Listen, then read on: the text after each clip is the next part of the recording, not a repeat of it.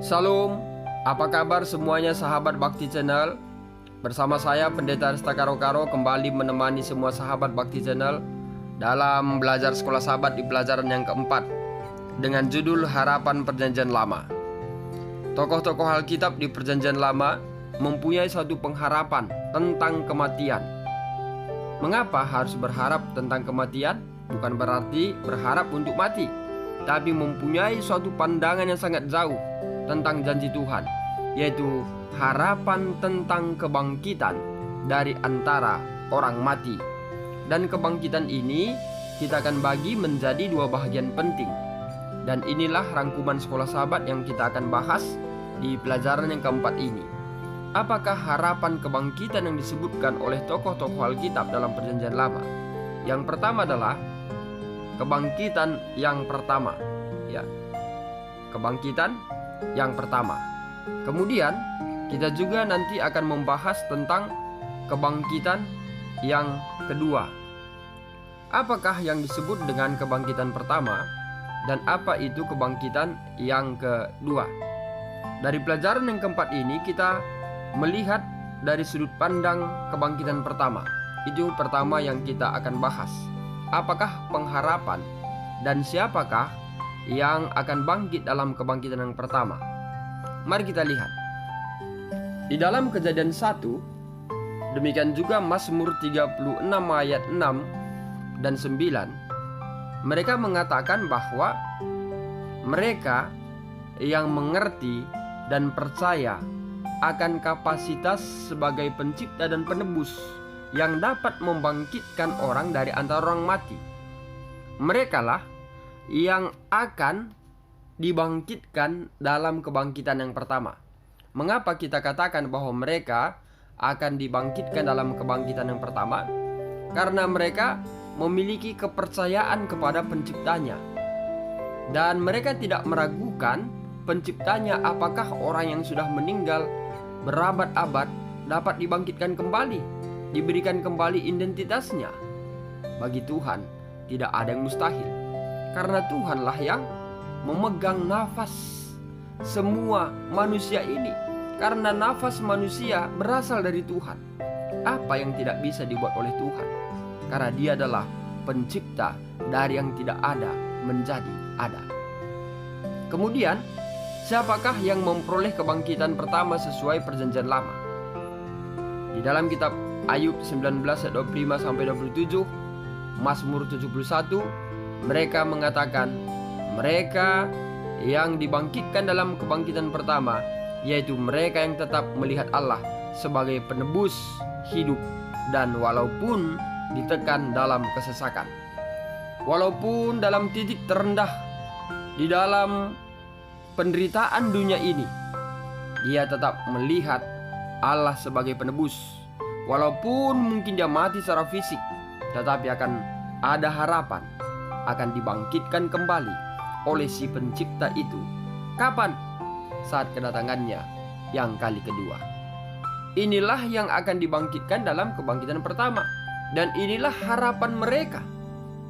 Jadi di dalam kehidupan kita, walaupun dalam situasi menderita, dalam tekanan, di dalam krisis kesehatan, tetapi jangan lupa, biarlah kita tetap melihat Allah sebagai penebus kita, ya, sebagai pencipta kita yang dapat kembali membangkitkan kita dari antara orang mati. Saudaraku yang diberkati Tuhan, kemudian siapakah lagi yang dibangkitkan dalam kebangkitan pertama itu sebagaimana yang diharapkan oleh hamba-hamba Tuhan di Perjanjian Lama? Kitab Daniel 12 ayat 2, Matius 25 ayat 46, Yohanes 5 ayat 29, mereka mencatat bahwa orang-orang benar yang sudah mati akan dibangkitkan untuk memperoleh hidup yang kekal. Ya. Jadi kebangkitan pertama ini bukan sembarangan. Mereka inilah orang-orang yang terpilih, orang-orang yang diasingkan. Mengapa kita katakan demikian? Karena mereka tetap bertahan dalam pengharapannya kepada Tuhan walaupun di tengah krisis kesehatan, dalam krisis ekonomi, dalam krisis kepercayaan dalam rumah tangga, dalam krisis persahabatan, mereka tetap menggantungkan pengharapannya kepada Tuhan, dan juga mengerti dan percaya kepada Tuhan sebagai pencipta dan penebus, yaitu mereka adalah orang-orang yang benar di hadapan Tuhan, orang-orang yang saleh, yang sudah mati dan dibangkitkan untuk hidup yang kekal. Saudaraku yang diberkati oleh Tuhan, dalam kitab Wahyu 20 ayat 4 mengatakan, "Lalu aku melihat tahta-tahta orang-orang yang duduk di atasnya. Kepada mereka diserahkan kuasa untuk menghakimi. Aku juga melihat jiwa-jiwa mereka yang telah dipenggal kepalanya karena kesaksian tentang Yesus dan karena firman Allah, yang tidak menyembah binatang itu dan patungnya, dan tidak juga menerima tandanya pada dahi dan tangan mereka. Dan mereka hidup kembali dan memerintah sebagai raja bersama-sama dengan Kristus untuk masa 1000 tahun." Dari perjanjian lama kita gabungkan dengan kitab perjanjian baru, yaitu Wahyu 20 ayat 4, bahwa siapakah yang dibangkitkan dari antara orang mati dalam kebangkitan yang pertama itu? Mereka yang bersaksi tentang Yesus, bahkan mereka yang dipenggal kepalanya karena bersaksi tentang Yesus, dan mereka yang tidak mau menyembah patung binatang itu yang telah dicatat dalam kitab Wahyu pasal yang ke-13, dan tidak mau menerima tandanya. Dikatakan Wahyu 13 ayat yang ke-18, di sana dikatakan bahwa mereka yang menerima tanda binatang itu adalah menerima bilangannya 666. Dan mereka yang tidak mau menerima tanda pada dahi dan pada tangannya, artinya pemikiran menuntun kita kepada Allah pencipta, bukan kepada patung binatang itu. Lalu ke tangan, yaitu pekerjaan apa yang kita lakukan. Saudaraku dalam nama Tuhan Yesus, merekalah yang dibangkitkan dalam kebangkitan yang pertama itu, seperti apa yang telah diharapkan oleh hamba-hambanya di dalam perjanjian lama. Kemudian kalau kita baca di ayat yang kelima, apa dibilang? Tetapi orang-orang mati yang lain tidak bangkit sebelum berakhir masa 1000 tahun itu. Inilah kebangkitan yang pertama. Kebangkitan pertama, mereka yang bertahan dalam Yesus, yang tidak mau menerima patung binatang itu, tandanya. Dia hanya mempertahankan Yesus, Tuhan Allah, sebagai penciptanya. Karena inilah yang menjadi pertentangan besar hingga kedatangan Yesus yang kali kedua. Ada satu kelompok yang menyatakan supaya dia disembah, tetapi Tuhan mengatakan hanya dialah yang patut disembah. Siapa yang disembah? Yaitu yang menciptakan langit dan bumi. Pekabaran 3 malaikat. Saudaraku yang diberkati Tuhan, tetapi orang-orang yang mati yang lain tidak bangkit sebelum berakhir masa 1000 tahun.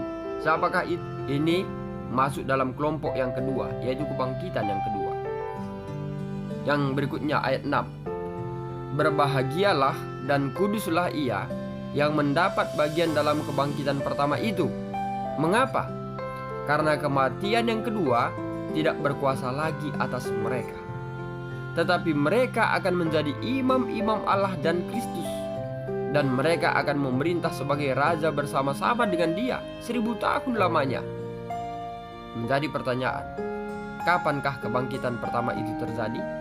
1 Tesalonika 4:16 mengatakan, pada saat Tuhan sendiri akan turun dari sorga, dan mereka yang mati dalam Kristus akan lebih dahulu bangkit.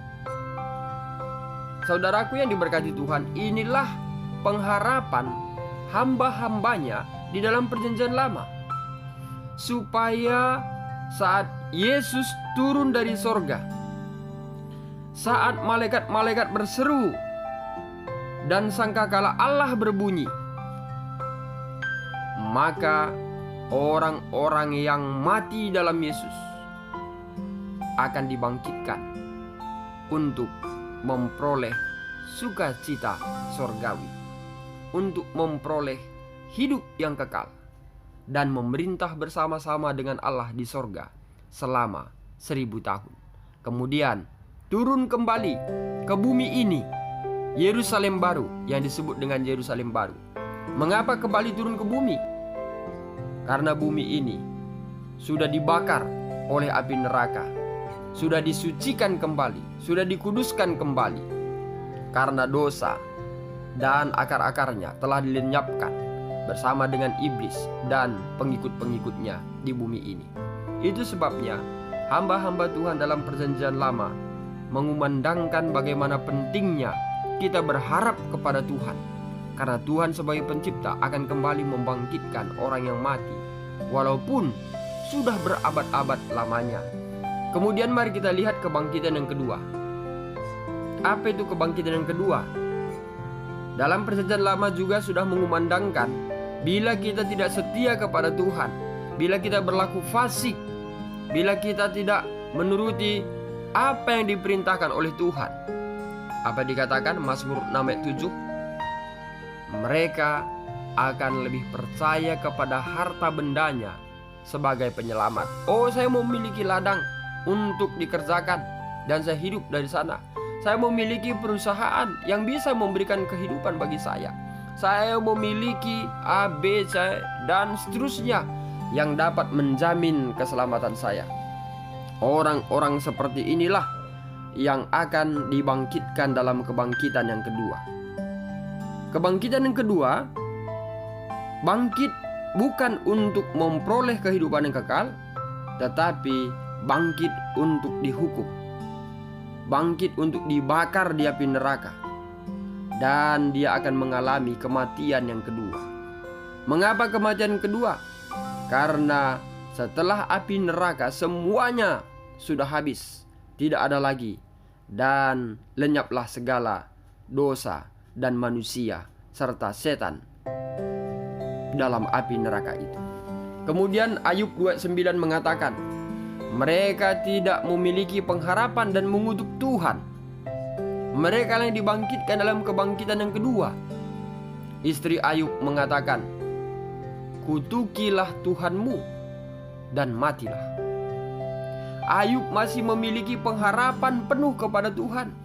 Dengan telanjang aku telah lahir dari kandungan ibuku, maka dengan telanjang juga aku kembali kepadanya. Ayub memiliki iman yang sangat kuat. Dia berpaut kepada Tuhan. Dia tahu penciptanya itu akan membangkitkan dia kembali pada saat kedatangannya yang kali kedua, bila kematian itu menjemput dia. Saudaraku yang diberkati Tuhan, apa disebutkan oleh kitab Maleakhi 4 ayat 11? Orang fasik akan dibangkitkan dalam kebangkitan yang kedua. Mengapa kita katakan demikian? Karena orang fasik dicatat dalam kitab Mazmur 1 ayat 4-6, yaitu orang fasik tidak tahan dalam penghakiman dan menuju kebinasaan.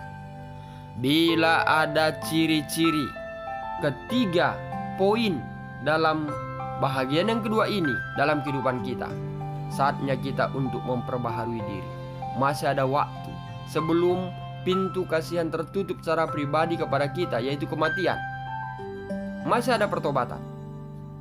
Biarlah kita datang kepada Tuhan dan kita percaya kepada Tuhan, walaupun di bawah tekanan kesesakan dan di bawah krisis kesehatan, krisis ekonomi dalam rumah tangga, tetapi kita tetap datang kepada Tuhan dan tidak mau menerima tanda binatang itu pada tangan dan juga pada dahi.